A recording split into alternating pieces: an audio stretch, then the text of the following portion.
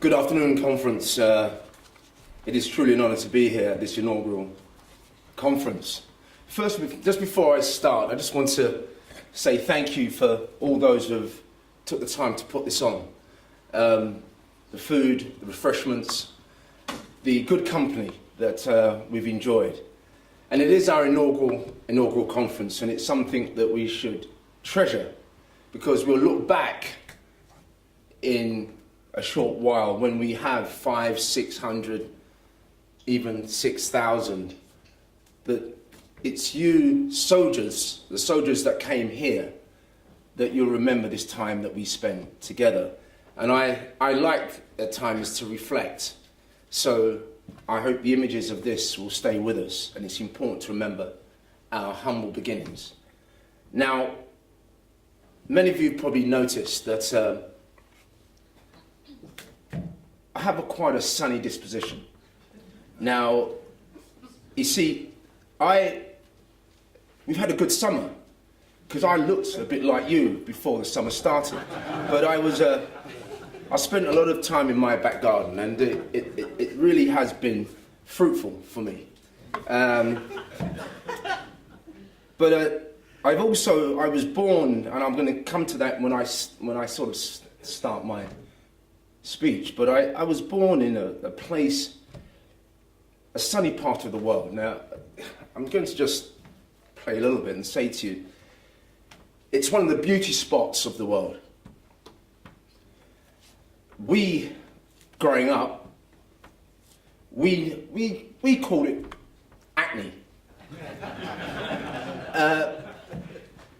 As I got older and into my teens, I realized it was hackney.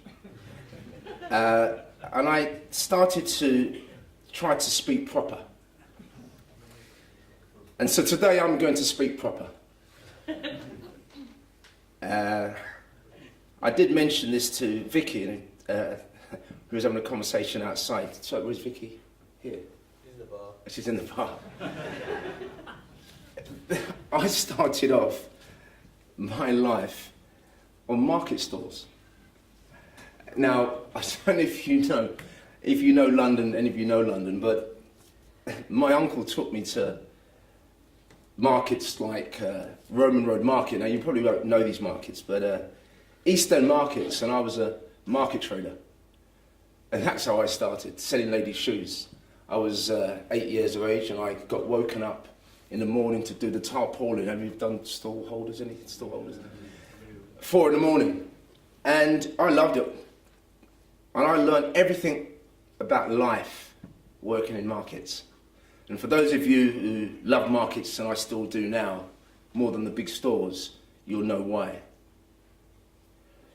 But I'm going to start off, and I don't want to trivialize what I'm going to say, because I work with some quite serious cases. In fact, this wasn't part of my speech, and I just feel like I've gone away, but I need to tell you. I got a call last week. Got a call. The lady said, "You don't know me, but I've been given your number. And I'm desperate. I don't know what to do with my son. He was part of a situation that happened in London where 50 teenagers, using knives, axes, split open the guts of 2 other teenagers. 50. He now has an order where he shouldn't go within certain miles. They're waiting for trial. And actually, during the summer, he was taken to a place called Rochdale to stay with his uncle. And she said, he's coming back to London, and I don't know what to do, and could he come up and speak with him? So what am I going to say to him? I've had many of those calls. I'm sorry to say that I've had many of those calls. And I'm going to come into that. So what is politics? the dutiful son said to his father. After a little thought, Dad said, "Well, son, I have to provide for you, so I am the capitalist. And you, son, are the people." You may have heard this. Now, Mum, who keeps the money, she's the government. And our maid, well, she is the working class. And your baby brother is the future. Now, does that make sense, son? Well, it sounded okay, but he couldn't quite work it out. So he went off to bed that evening, and during the evening he heard his brother crying. So he went into his little brother's room and he noticed his nappy was full of poo. So he then decided to go into his mum, and his mum was sound asleep. She was tired. So he then went into the maid's room, and when he went into the maid's room, unfortunately, he saw Daddy getting up to no good. So he felt it wise not to disturb them either. So he quietly went back to bed. In the morning, at breakfast, he believes he now truly understands just what politics is. Dad was so impressed. He said, "Son, tell me, what is politics?" "Well, Dad, while the government sleeps, the capitalist screws the working class, the people ignored while the future is in deep shit."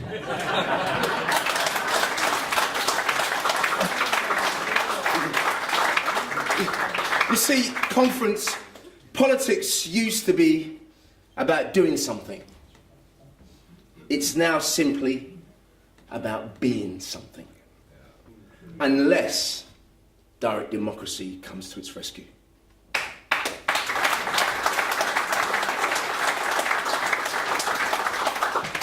For over 30 years, I've worked alongside young people,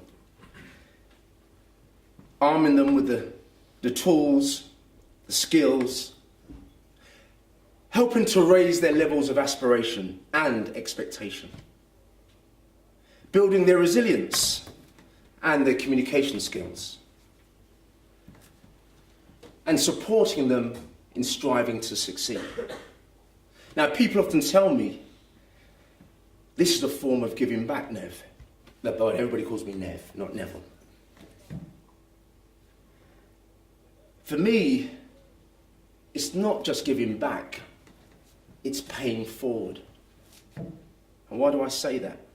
You see, conference, trying to cultivate in our young a sense of well-being, purpose and positivity will, I believe, create for them a new, bright and exciting future of hope and aspiration.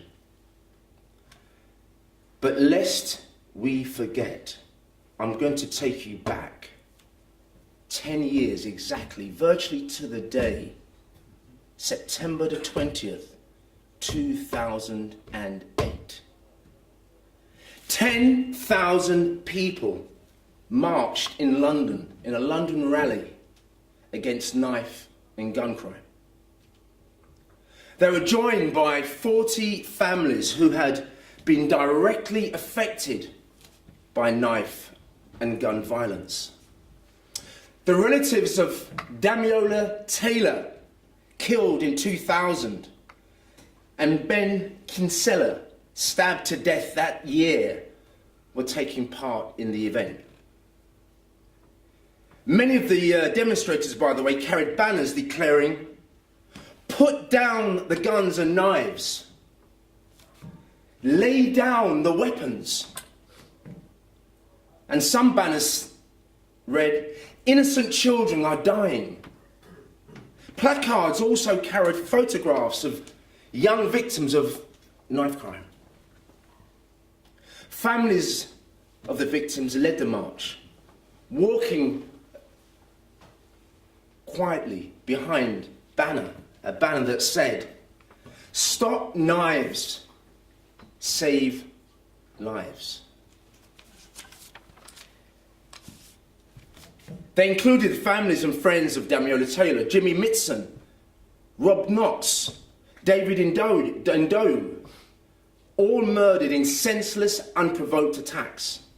The actress, by the way, Brooke Kinsella, whose brother Ben, I must mention, was stabbed to death, also joined the march. She said, by the way, "It's amazing that so many people have come together to show their sadness about what is happening. There are too many knife-related crimes and it's having too much of an effect on too many people in this country." She went on to say, "I can't explain how important it is to express the way people are feeling and to give a show of solidarity so we can hope that things might change for the better." Richard Taylor, by the way, the father of young Damiola, who was killed at the age of 10 in a stairwell. He said, Richard, "We are sending out a message to young people that they have not been forgotten and that we care. But we also are not happy with them resolving minor disputes and fighting over issues and using a knife." He went on to say that one of the problems he's identified, that young people have been, he feels, neglected, and due to a lack of parental care, and a lot of this was influenced by drugs. Sally Knox, by the way, whose son Robert was stabbed to death in Sidcup, said, "This is just a massive chance for young people and families who are worried to step up and feel that they are actually doing something." She went on to say, "I just feel sick every time another stabbing happens, knowing that the families have to go through exactly what I went through. I just cannot keep reading this in the paper." Charlotte Harvey, then 17, an A-level student at Esher College in Surrey, said, "Knife crime is getting out of control and something has to be done. Too many people are dying and many others are frightened to go out at night." David Barnes, by the way, who was 16 at the time, a GCSE student at North London College, said he knew people who were too frightened to go to school because of the problem and of students carrying knives. He went on to say, David, that if one kid in school starts carrying the knife, then others will because of the fear factor. He said something needs to be done because these people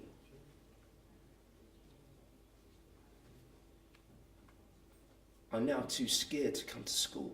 Rosie Ogazi, whose 21-year-old brother Anthony was murdered in Stockwell, she said, "Since my brother died, I felt I've just not been doing anything, but now I feel like I'm doing something constructive. It makes me feel useful," she said.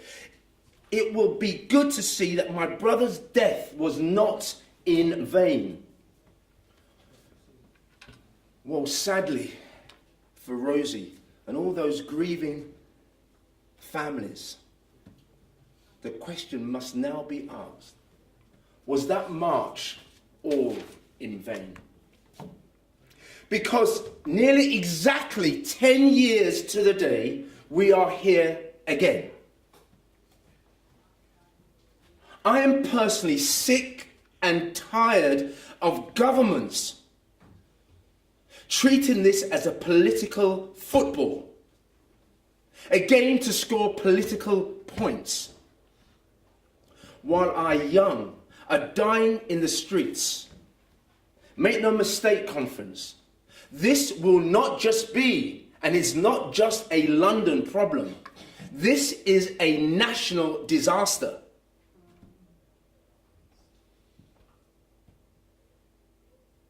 But simply referring to these young perpetrators as gang members is also lazy, as this will not address the underlying issues. We must change the narrative, because it's only when you change the narrative you can change the type of intervention that we need. You see, conference, these young people caught up in this disaster, in my experience, are effectively prisoners to the street. And if they are prisoners to that street, that means they are mentally and psychologically held hostage. And if they are held hostage, then we must create hostage negotiators in the form of community mentors. And we in DVP certainly know that our military veterans could help fill that breach.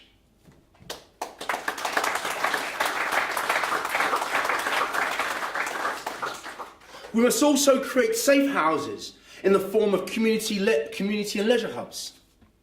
We must reach, teach and capture the hearts and minds of our young before they become hostages, and therefore prevent them from becoming prisoners to that dirty street.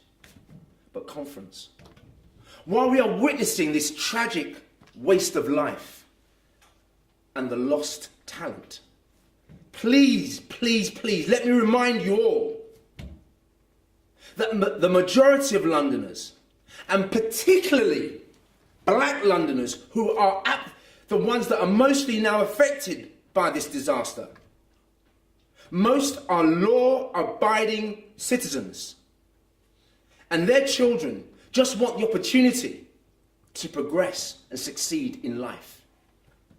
But we need solutions, and we need them now. I schooled, worked and played, met my wife of 33 years, raised my family, buried my father, and more recently, buried my mother in London. So London is my home. It's where my heart is.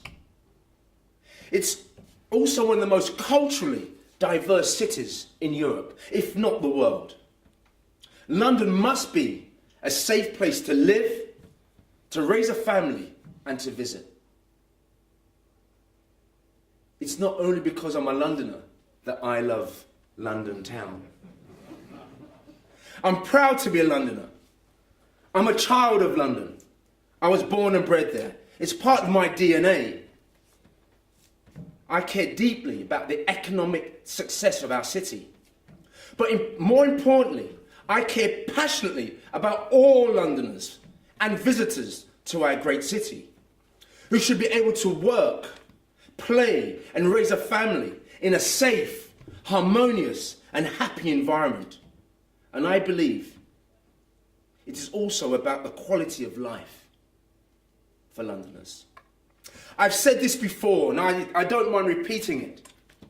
Youth disillusionment, social and economic and moral decline, and family breakdown, alongside poverty and social inequality, are the breeding grounds for crime. Over the last 15 years, conference, we have seen the rise in crime. The reality is this, that most victims of violent crime are young men between the ages of 15 to 21. This group is more likely to be assaulted, robbed and attacked than any other group. And conference, in this spiraling cycle, victim often become perpetrator. And the innocent are often caught up in the crossfire. And they become the wrong people in the wrong place at the wrong time. And it's they who pay the ultimate price. And there are too many of these young men and women injured and dying on our streets, and particularly our London streets. Often it appears that no one in central or local government really cares. Now, is not the life of every man, woman or child of equal value? If the children being killed were from more affluent, wealthy, leafy boroughs, wouldn't there be more to address the underlying issues? Or is it just because these are poor people killing poor people? Or more poignantly, black boys killing black boys, that officials remain hapless, helpless, and void of any real solutions. This indifference must stop. We need action, and we need it now. The MPs and the mayor need to protect the lives of their constituents, and this conference is all the more important when people are poor and economically disadvantaged. They need to have a shield of steel and exercise it in the defense of those who do not have a shield of their own. This has not happened. Too many administrations have been hampered by their own party political machinery and only speak what is politically correct. We do not need political correctness if it means more young people are being injured and dying on our streets.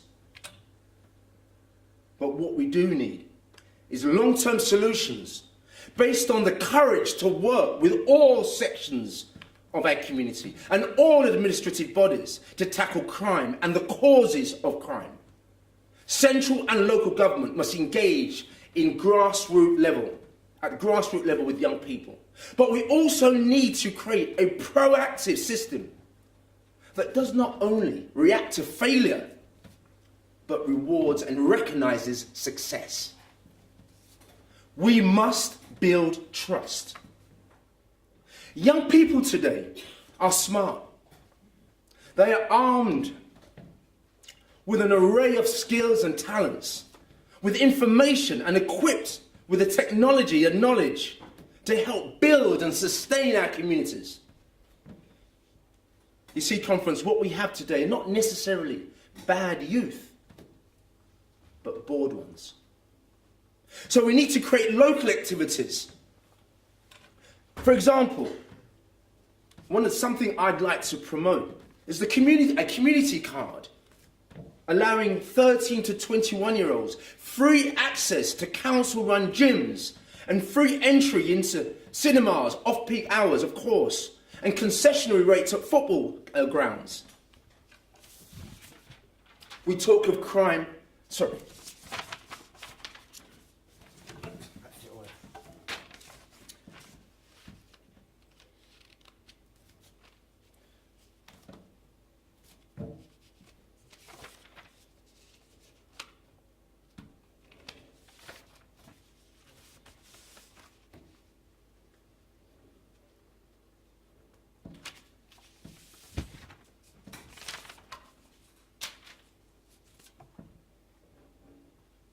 You see, we talk of crime prevention,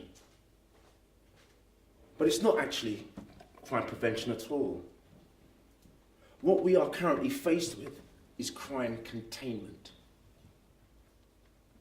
You see, productive crime prevention, measures such as police ex-offender open days that I've been to, should be implemented as well as supported.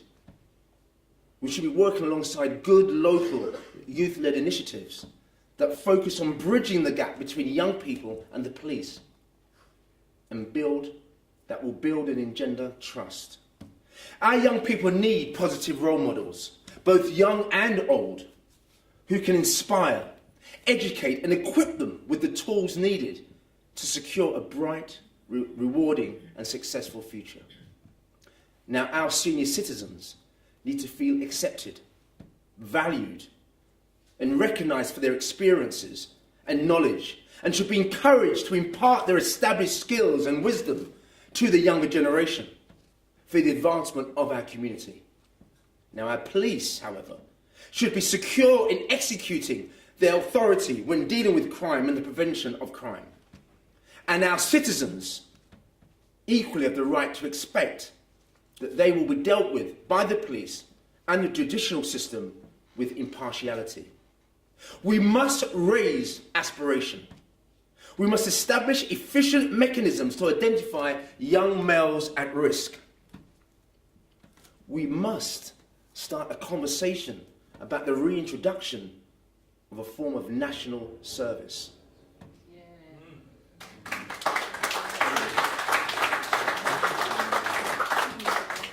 We must end police closures, police station closures.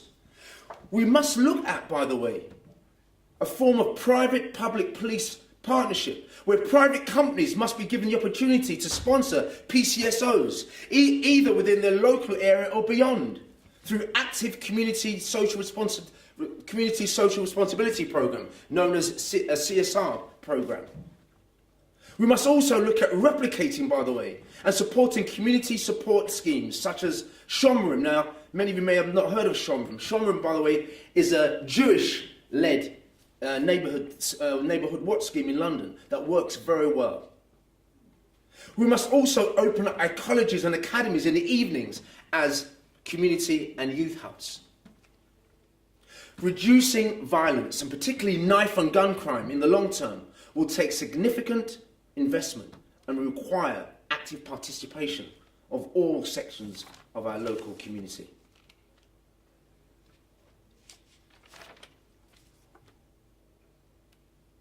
I am, by the way, a product of the Windrush legacy. Our parents, grandparents arrived on these shores in the 50s and the 60s for a better life for them and their children. Our parents helped build this country after the war. The NHS, the post office, the transport network, and many essential industries were actually propped up by many people coming from the Commonwealth. So now, what is the legacy of my mum and dad? Well, I don't have all the answers. But I do know that no parent willingly would give birth to a child and raise a child knowing that that child will one day take another child's life simply for fun. I believe we must all intervene from exactly where we are right now. And we must meet people at their point of need. So I'm today challenging Londoners in particular and people from all over this great country. If you are a community leader, motivate your community to engage with our youth. If you are an events promoter, instead of simply promoting raves, how about promoting activities that involve the family? If you are a religious establishment, you must have provision to help the fallen youth back onto the right track. You must be evangelizing in places where these troubled young people congregate. If you are in the comfort of your home, equally shocked and dismayed at yet another senseless killing, well, it's time to get out of your armchair. Reach out to your organizations or create one of your own. Get involved. How many times have we heard the phrase, "It takes a village"? I know that it's far easier to condemn and criminalize these young people. But just before you do, think. Are they not simply products of their environment? And if they are, who created that environment? Should we simply part the blame on them? Or should we, as people, take some of the responsibility? I know, conference, that the sun does not just shine on my story or our stories. We must seek to bring some sun into the lives of the people we speak with. In other words, we in DVP must always seek to bring hope where there is hopelessness, joy where there is despair. And we must always give voice to the voiceless. On a very personal note, and in closing, when I get it wrong, as I sometimes will, I pray for the wisdom to see it, for the courage to correct it, the knowledge to learn from it, and most of all, for the humility to say I'm sorry. And lastly, please, please, please, please, don't take life too seriously. Because in this great movie called life, none of us gets out alive anyway. Thank you.